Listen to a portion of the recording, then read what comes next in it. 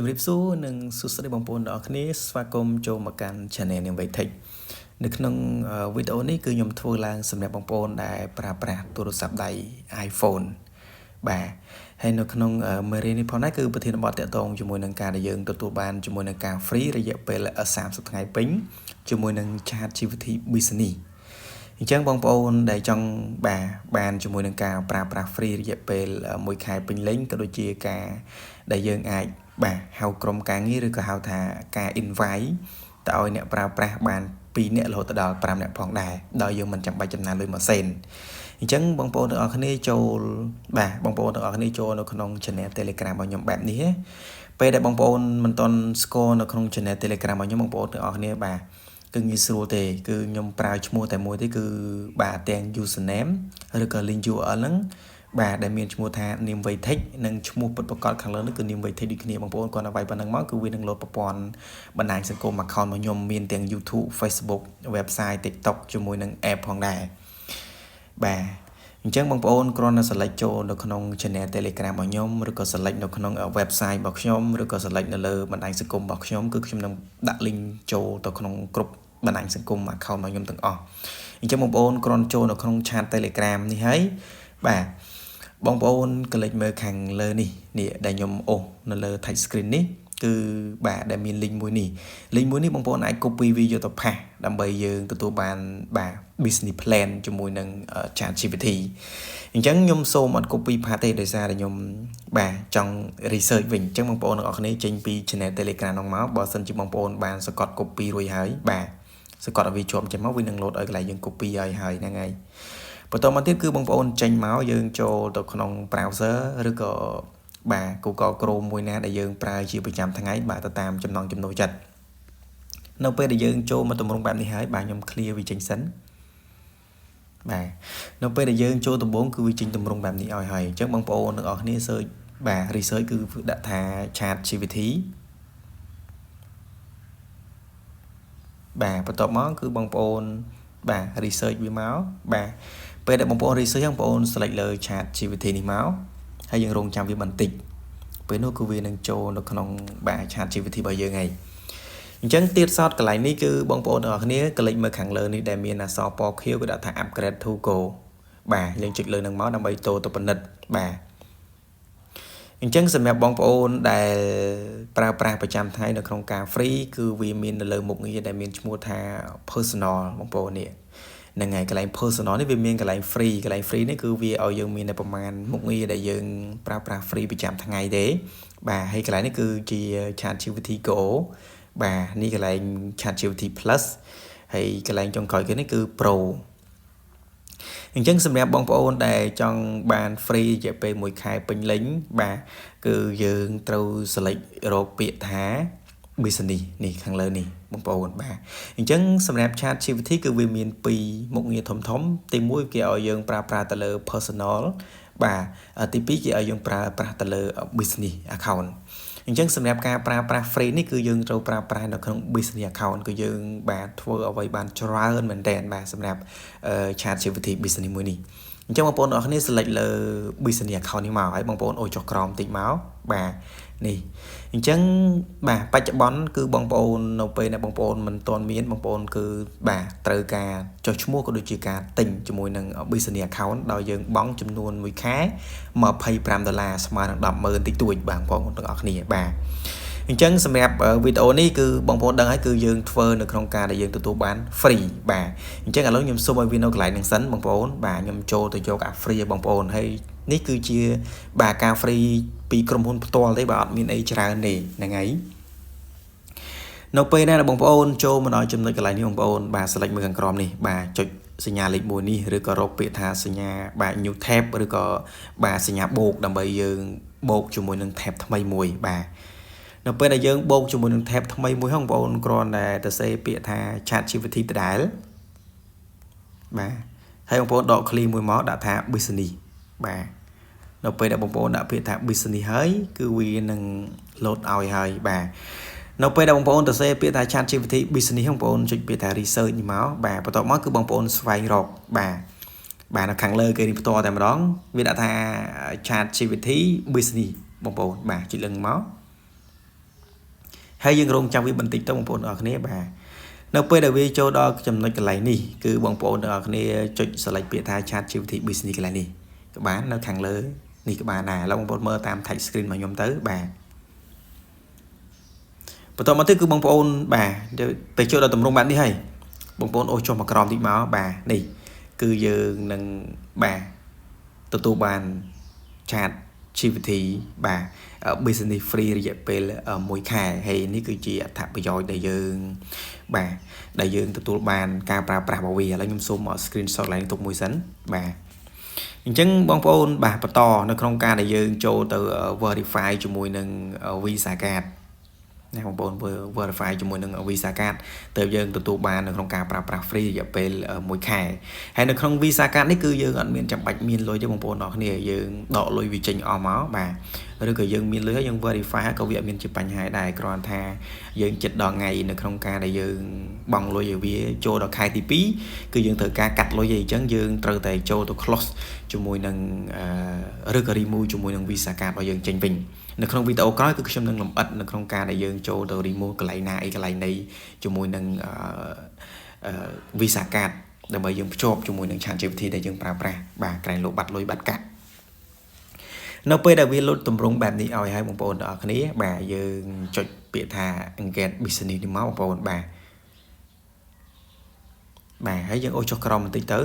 បាទអញ្ចឹងកន្លែងនេះគឺវាបានប្រាប់យើងឲ្យបងប្អូនទាំងអស់គ្នាគឺវាឲ្យយើងអាច share រហូតបានដល់5 user បងប្អូនណាហ្នឹងហើយ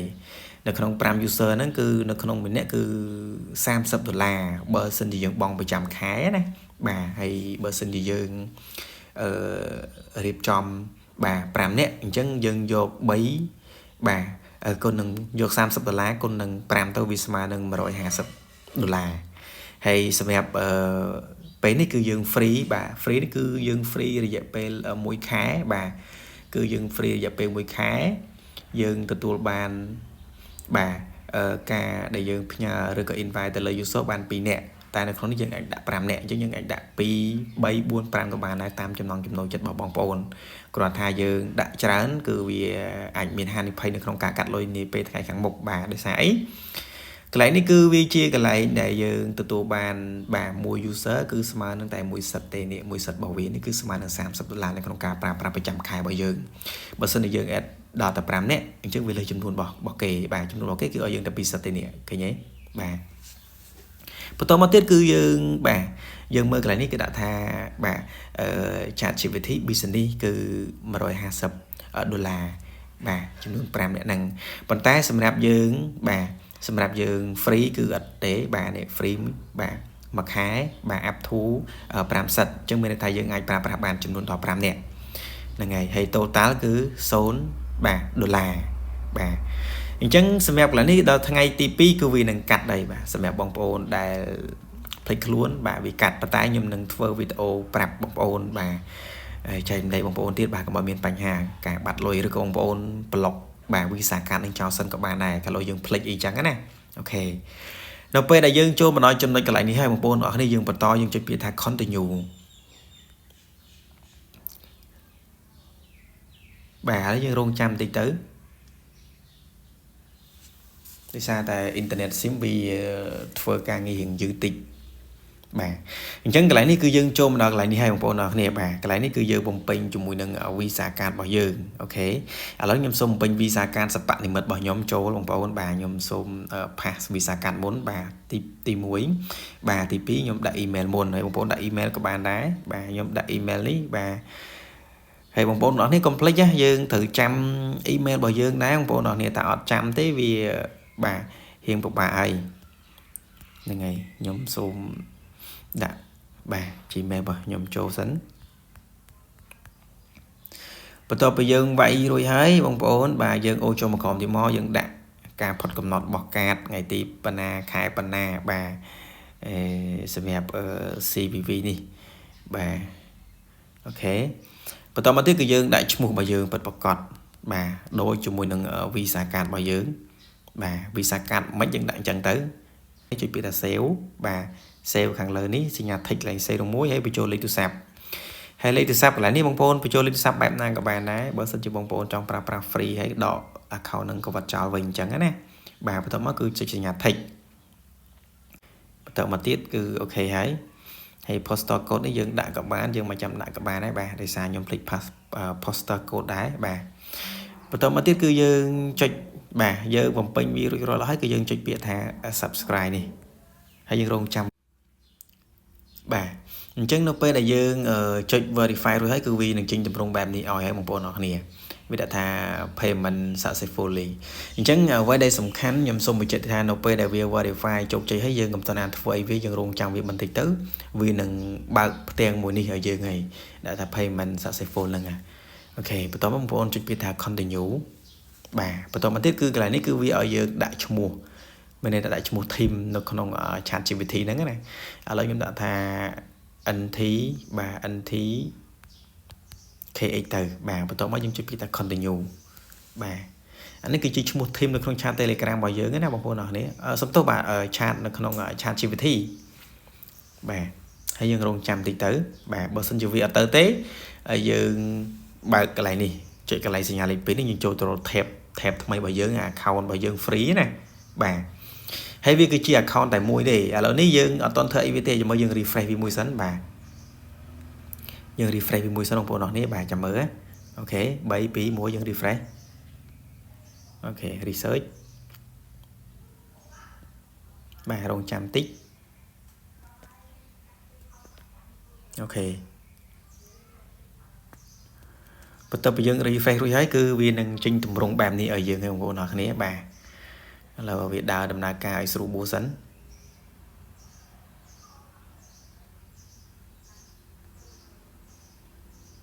បាទ internet slow ឥឡូវខ្ញុំសូមចុចខ្វែងកន្លែងនេះមួយសិនបាទអូខេបន្ទាប់មកគឺយើងបាទនឹង refresh វាមួយទៀតហ្នឹងហើយយើងបើកកន្លែងមកនេះអូខេយើងទទួលបាននេះបងប្អូនអរគ្នាបាទពេលដែលយើងទទួលបានកន្លែងនេះហើយគឺវាឲ្យយើងរៀបចំកន្លែងនេះវាសួរយើងណាបងប្អូនបាទយើងប្រាប់វាទៅយើងចង់ធ្វើអីយើងចង់រៀនយើងចង់ធ្វើអីក៏បានដែរឥឡូវខ្ញុំដាក់ថាខ្ញុំសម្រាប់ product បាទហើយ management បាទចុចលេខនេះមកបន្ទាប់មកយើង script កន្លែងនេះចោលក៏បានឬក៏យើង connect យក app មួយណាក៏បានដែរ select យក app មួយណាក៏បានដែរបាទសម្រាប់យើងណាបាទឥឡូវខ្ញុំសូម skip ចោលបាទបន្ទាប់មកគឺយើងទទួលបានជាមួយនឹងបាទ chat GPT business account បាទរយៈពេល1ខែឥឡូវយើង select ទៅលើ trade 3ដើម្បីចូលទៅមើលបាទបន្ទាប់មកយើងចុចពាក្យកន្លែងឈ្មោះរបស់យើងនេះ NVT នេះបាទ NVT team plus នេះបាទនេះសម្រាប់របស់យើងណាបងប្អូននេះឃើញនេះវាមាន2ទី1សម្រាប់ personal account នេះគឺយើងអត់ទាន់មានអីទេគឺយើង free ទេតែឥឡូវនេះយើងបានប្រើប្រាស់ជាមួយនឹងគេហៅថាបាទ business account ឥឡូវរងចាំតិចទៅបាទនេះចុចលើនឹងវិញមកហើយ select យកបាទ NVTKH នឹងមកហើយយើង select វាដើម្បីប្រើប្រាស់វាអញ្ចឹងកន្លែងនេះគឺបងប្អូនបាទប្រើប្រាស់វាបានបាទដោយមិនចាំបាច់គិតថ្លៃទេគឺយើងទទួលបានជាមួយនឹង business account nàyបាទកាន់តែច្បាស់ជាងនេះបងប្អូន select លើនឹងមួយមកហើយចុចលើរូប account របស់យើងនេះហើយយើងរកពាក្យថាបាទ setting បាទអូខេចូលក្នុង setting ហើយយើងមើលតាមហ្នឹងទៅបងប្អូនអរគ្នាមានកន្លែង account បាទចុចកន្លែង account នេះមកបាទនេះយើងទទួលបានហើយបងប្អូនអរគ្នាបាទអញ្ចឹងវីដេអូនេះក៏ដល់ទីបញ្ចប់ដែរបងប្អូនអរគ្នាពីរបៀបនៅក្នុងការដែលយើងចូលទៅយក chat បាទ chat GPT business account ដើម្បីយកមកប្រើប្រាស់រយៈពេល1ខែដោយមិនចាំបាច់ចំណាយលុយសូម្បីតែ1រៀលបាទអរគុណបងប្អូនអរគ្នាបាទកុំភ្លេចជួយចុច subscribe ក៏ដូចជា share និងចូលរួមបាទគ្រប់គ្រងក្នុងការផលិតវីដេអូរបស់ខ្ញុំឲ្យអធិស្ឋានផងថាសម្លេងរបស់ខ្ញុំវារៀងប្លែកដោយសារតែខ្ញុំប្រាស្រ័យអញ្ចឹងណាជាខំបង្ធ្វើវីដេអូចែករំលែកតែដោយសារតែខានធ្វើវីដេអូជាង2ខែហើយបាទអញ្ចឹងឥឡូវនេះខ្ញុំជិះពេលធ្វើវីដេអូចែករំលែកដល់បងប្អូនវិញអញ្ចឹងជួបគ្នានៅវីដេអូក្រោយបងប្អូនអរគ្នាអរគុណច្រើន